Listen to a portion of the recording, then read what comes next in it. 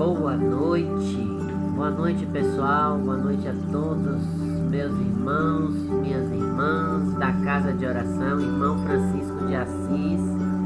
Estamos aqui mais uma vez realizando o nosso Evangelho do mês, fechando o mês de novembro. É o penúltimo, né? Eu sempre faço o fechamento dos meses. Então, nesse Evangelho dessa noite, a gente vai trazer já uma mensagem de Natal, porque daqui a pouco já é Natal. E quando a gente voltar a se encontrar, o Natal já vai ter passado e a gente vai estar comemorando as vitórias. Se Deus permitir, como eu falo nas minhas mensagens diárias, estaremos comemorando a vitória de mais um ano vencido. Mas este Evangelho que nós oferecemos desde o início de 2020, desde março, mais ou menos, de 2020, para as pessoas vítimas da Covid, para os familiares que perderam seus entes queridos, que sofreram esses desligamentos abruptos de maneiras muito rudes, muito radicais, muito sofridas, muito rápidas, mas que Deus tem o conhecimento de tudo. Aproveitamos também para envolver aqueles que ainda continuam enfermos, não são poucos. As novas variantes vêm surgindo, vêm preocupando a humanidade e nós precisamos manter a vigilância. Neste Evangelho nós também vamos envolver a todos os profissionais de saúde, médicos, enfermeiros, técnicos, fisioterapeutas, nutricionistas, equipes de apoio, recepcionistas, administradores, todos que atuam nos hospitais, nas UPAs, nos centros de atendimento às pessoas que estão com este vírus. Também vamos envolver os médicos de todo o planeta. Eu sempre gosto de acrescentá-los, porque ainda é pouco o número de instituições que têm voltado ao trabalho prático. Algumas instituições já vêm retornando à atividade prática, ou melhor, às atividades presenciais.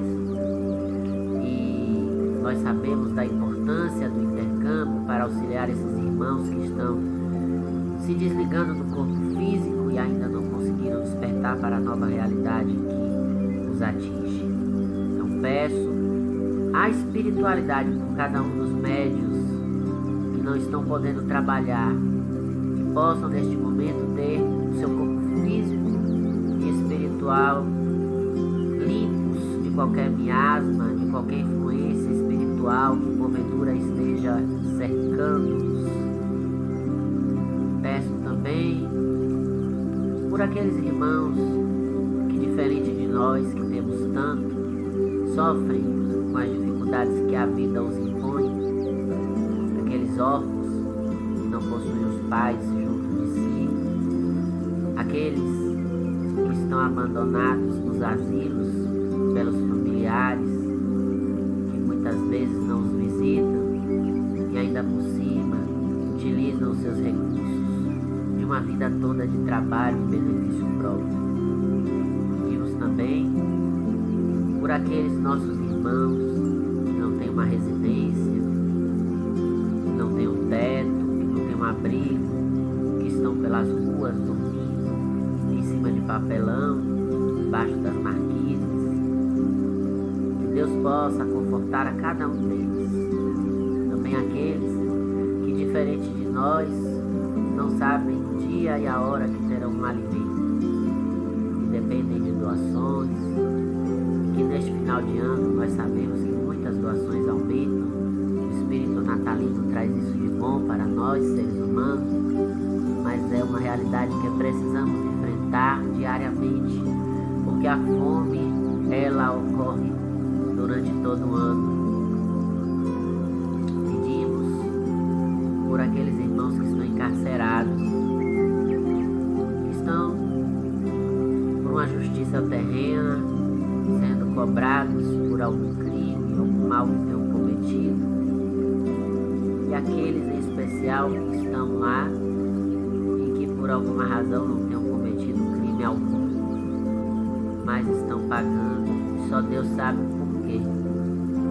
Sabemos que a justiça divina é muito diferente da justiça terrena, mas precisamos confiar em Deus acima de tudo e esperar que nós, seres humanos, possamos melhorar a nossa forma de lidar com o outro. Enfim, pedimos, Pai, pela casa de oração Irmão Francisco de Assis. Ilumina, Pai, a cidade de São Francisco do Conde, os trabalhadores que lá residem, para que possamos encontrar muito em breve uma sede própria. Se não for ainda a nossa casa definitiva, que seja um ambiente ainda de aluguel, mas que possamos começar as nossas atividades presenciais muito em breve, já em 2022, para que possamos retornar às muitas atividades que estão suspensas e reformular, replanejar o funcionamento da nossa casa.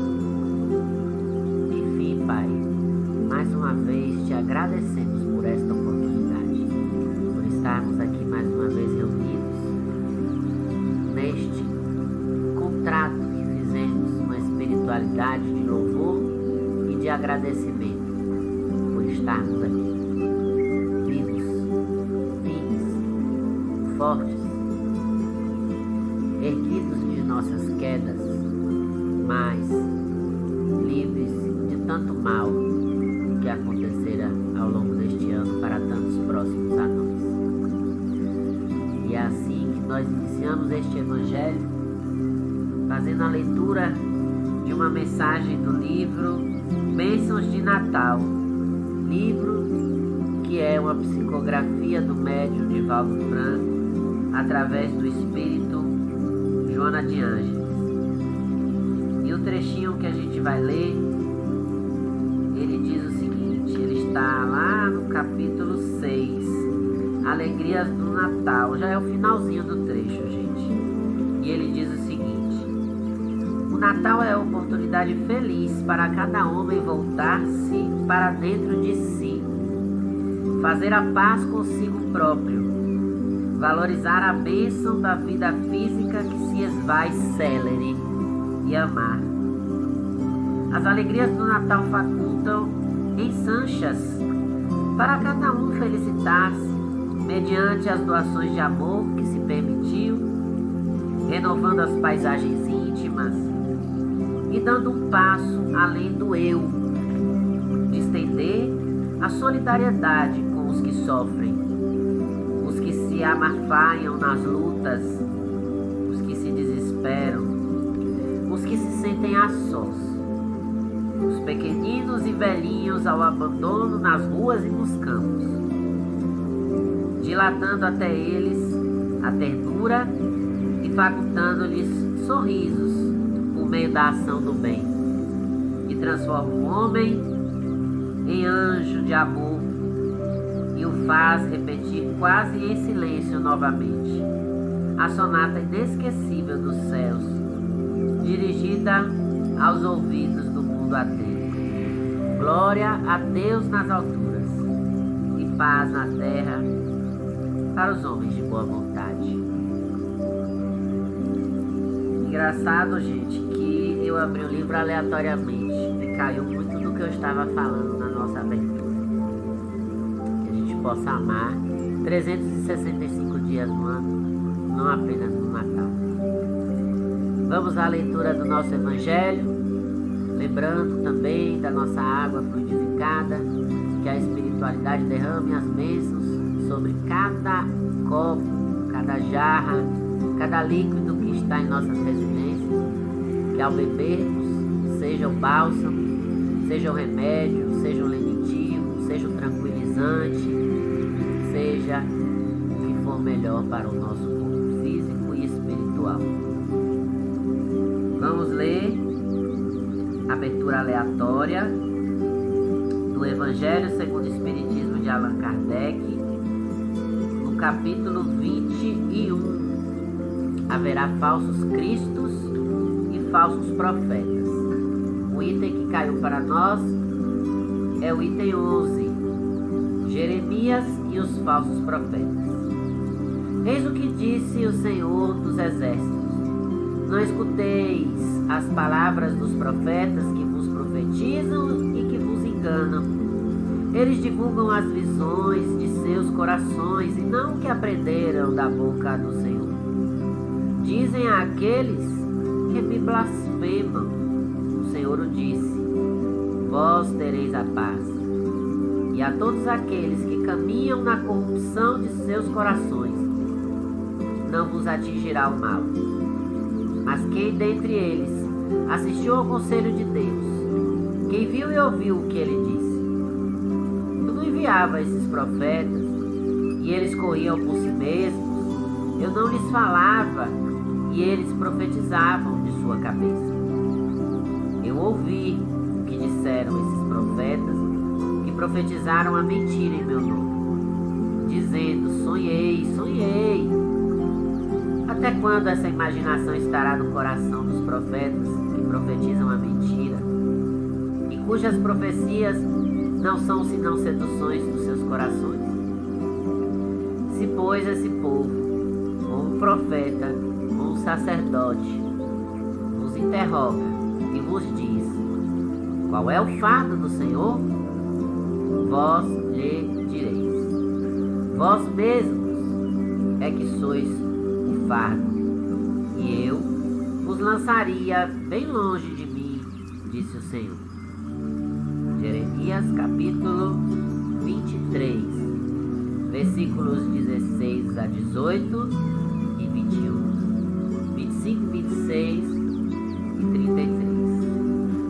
É sobre essa passagem do profeta Jeremias que convosco vou conversar, meus amigos. Deus, falando por sua boca, disse: é a visão dos seus corações que os faz falar. Essas palavras indicam claramente que já naquela época os charlatães e os exaltados abusavam do dom da profecia e o exploravam. Abusavam, por conseguinte, da fé simples e quase sempre cega do povo, em predizendo por dinheiro boas e agradáveis coisas. Essa espécie de mentira era bastante generalizada na nação judia, e é fácil de compreender que o pobre povo, em sua ignorância, estava na impossibilidade de distinguir os bons dos maus, e era sempre mais ou menos enganado por esses supostos profetas que não eram senão impostores ou fanáticos. Não há nada mais significativo do que estas palavras: eu não enviei esses profetas e eles correram por si mesmos. Eu não lhes falei e eles profetizaram. Mais adiante ainda diz: eu ouvi esses profetas que profetizam a mentira em meu nome, dizendo: sonhei, sonhei. Ele indicava assim um dos meios empregados para explorar a confiança que tinham neles. A multidão, sempre crédula, não pensava em contestar a veracidade dos seus sonhos ou das suas visões. Achava isso muito natural e convidava sempre esses profetas a falarem. E o último parágrafo diz: após as palavras do profeta, escutai os sábios conselhos do apóstolo São João, quando disse: não acrediteis em todos os espíritos, mas experimentai se os espíritos são de Deus. Porque entre os invisíveis há também os que se comprazem no lucro quando encontram ocasião. Esses enganados são, bem entendido, os médiuns que não tomam bastante precaução. Aí está, sem contradita, um dos maiores escolhos contra o qual muitos vêm bater, sobretudo quando são novatos no espiritismo. É para eles uma prova da qual não podem triunfar, senão por uma grande prudência.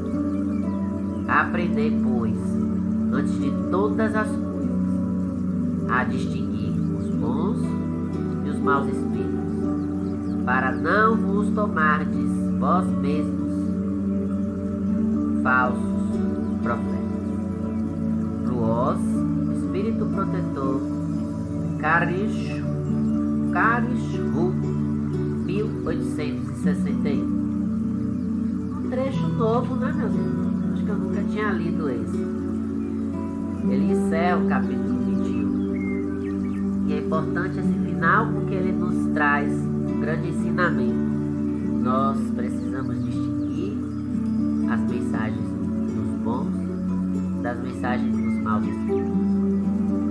Aí alguns diriam, é fácil, é difícil, falar é fácil e tal, mas quando a gente age com amor, a gente consegue pegar aquela pontinha de dúvida que ficou na mensagem, aquela escorregadela, porque ninguém consegue mascarar por muito tempo. Nós, encarnados, até conseguimos utilizar os véus, né? As máscaras que nos escondem, mas nem sempre por muito tempo. Mas o desencarnado não. Ele já está livre dessas capas, essas máscaras que escondem as verdades que eles trazem em si mesmo. E quando temos a oportunidade do intercâmbio, ali está a nossa escola maior de aprendizagem. Então que nós possamos distinguir as falsas mensagens das verdadeiras mensagens. Nada de mirabolante, gente. Não vamos nos apegar a coisas que fogem da ciência, porque o próprio Kardec, quando codificou a doutrina, disse: se o que está dito contraria a ciência, eu prefiro ficar com a ciência do que com o espiritismo. Descarto o que está ali no espiritismo, porque a gente não trabalha com milagres. O que são milagres? Quantas coisas Jesus fez que para nós eram milagres e foi tido como comprovações científicas, quando o próprio Mestre nos disse que não veio aqui contrariar a lei do Pai, ele veio nos ensinar a sermos melhores. Então, gente, vamos aproveitar esse mês que está começando amanhã, vamos ser um pouquinho melhores, vamos tentar ser melhores em 2022, para que esse mundo seja melhor também, ok? E assim a gente agradece por mais uma oportunidade, por mais um instante de estarmos aqui reunidos. Que o Mestre Jesus, que os benfeitores espirituais, que os espíritos mentores de cada um de nós, que os coordenadores da Casa de Oração Irmão Francisco de Assis possam visitar a cada um de nós, nos acompanhar, nos proteger, nos envolver, como já tem feito tanto, para que nós possamos seguir a nossa missão, a nossa jornada evolutiva neste plano terreno. O Mestre Jesus abençoe e proteja a cada um de nós. Gratidão, Senhor, gratidão e gratidão. Até a próxima, se Ele permitir.